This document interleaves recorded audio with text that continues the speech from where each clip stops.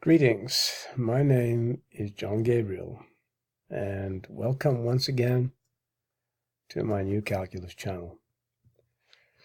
So today I'm going to try and teach you a method which you can use to teach your little math geniuses about the number concept.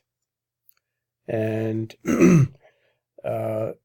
it's really a guideline as to how you should do it. So first you have to learn what it means to be a number yourself before you can actually teach your preschooler or your toddler or anyone else. So let's begin.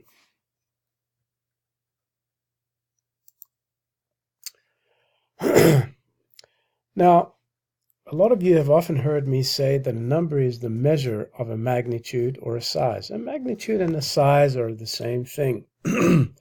Or that statement could also be said like this. A number describes the measure of a magnitude. Okay? And I've shown you in many past videos why this is true.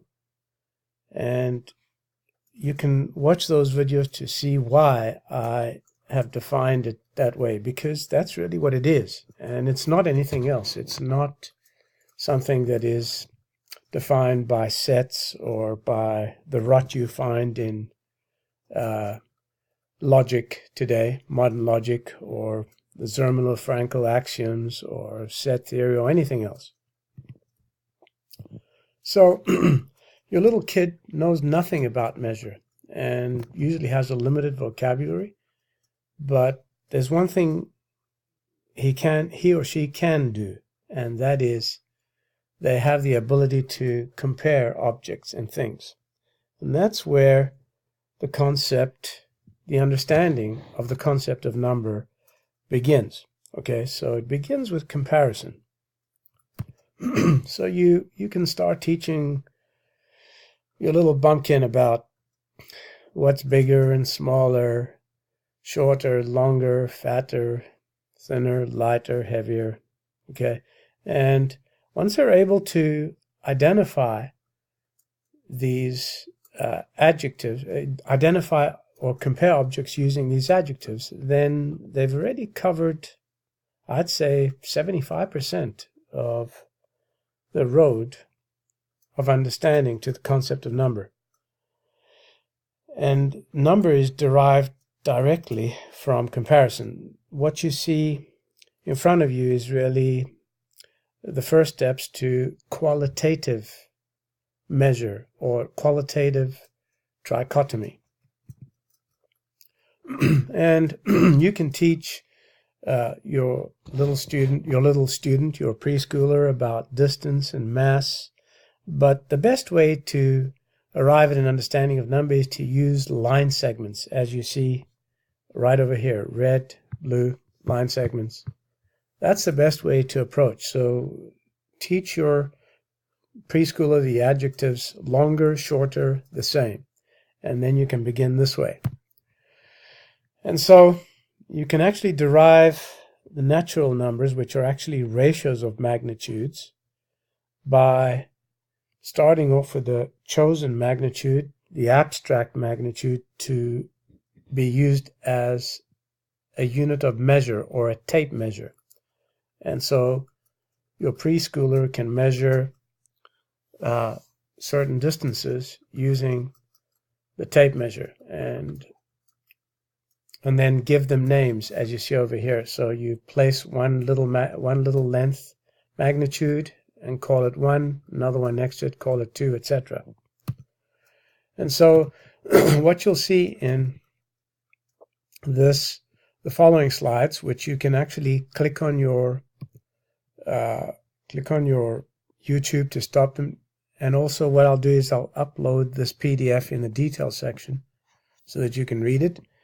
And this is what you do to teach your preschooler in less than probably an hour of work, the complete derivation of numbers. From nothing, by the way, from absolute nothing. And you'll find that all in this PDF. Okay, so what are the benefits of teaching your preschooler?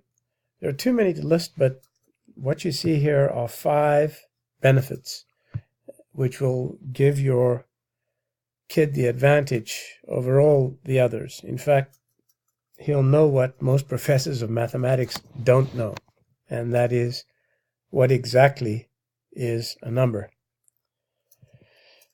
And this is the way to introduce your child to numbers, because any other approach will not lead to number sense, by the way, which people like, professors in mathematics and educators claim to know. They talk about something called number sense, but they have no number sense.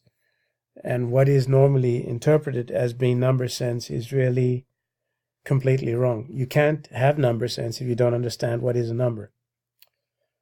All right, so this is really all I wanted to talk about here. You have to work if you want to understand these things, and I've found that when I try to reveal too much, it just gets scoffed at and mocked. So I'm going to tell you very little, because I don't really care if you understand or not anymore. If you want to understand, you have to put effort into understanding. So I hope I've given you a few guidelines here that you can work with. I am the great John Gabriel, discoverer of the first and only rigorous formulation of calculus in human history. And I think you should take what I'm telling you seriously. So till next time, take care.